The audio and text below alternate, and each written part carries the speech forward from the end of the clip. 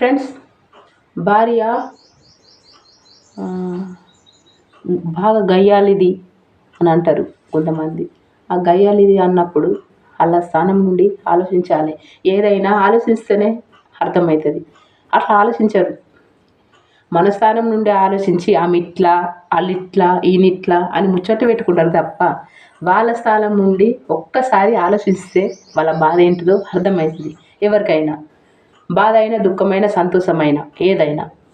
కానీ ఆ గయ్యాడిగా మారిందంటే ఏంటిది అంటే భార్యను చక్కగా పట్టించుకోకపోవడం వల్ల అట్లా మారుతుంది. తాగుడు, తినుడు, తిరుగుడు, ఏడపడితే ఆడనే ఉండు, ఇంట్లో ఏ వస్తువులైనా తెచ్చిపెట్టడం లేదు. అట్లనే ఆ భార్యకు కోపం వచ్చి అంటది. కానీ అవన్నీ పట్టించుకొని అన్ని తెచ్చిపెడితే ఏ భార్య అట్లా మారది. అందరూ బాగానే ఉంటారు. కానీ ఆడవాళ్ళు శత్రువులు అంటే ఇదే. ముందు ఆడవాళ్ళే అది అట్లా, ఇది ఇట్లా అని ముచ్చట్లు పెట్టుకుంటారు. అట్లా కాదు. ఎవరైనా మనం తెలిస్తేనే మాట్లాడాలి, తెలియకుంటే అస్సలు మాట్లాడకూడదు.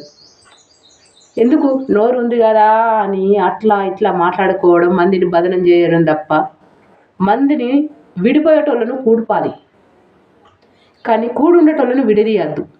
అది చాలామంది అట్నే చేస్తారు.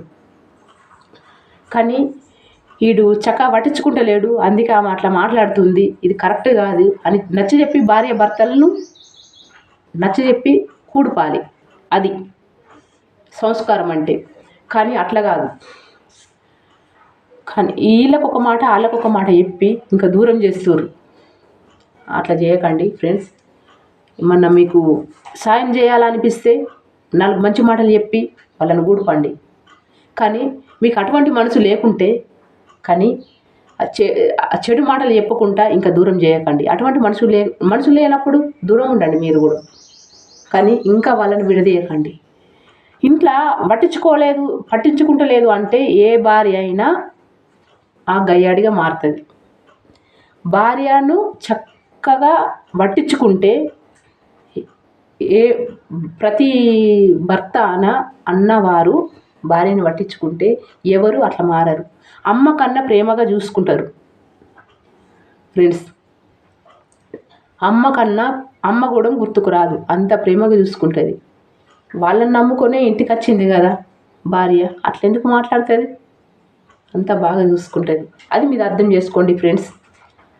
అర్థం చేసుకొని నా దగ్గర ఏం లోపం జరిగింది, ఈమె ఎందుకు మాట్లాడుతుంది అని ప్రతి భార్యను భర్తలు అర్థం చేసుకోవాలి. అర్థం చేసుకొని ఆ తప్పును సరిదిద్దుకొని చక్కగా ఉండండి. ఇంట్లో పట్టించుకోకుంటే అది మొత్తం కుటుంబ సభ్యులకు అందరికీ బాధని. బయట వాళ్ళకు ముచ్చట పెట్టుకున్నప్పుడు ఛాన్స్ మనమే ఇచ్చినట్టు ఫ్రెండ్స్.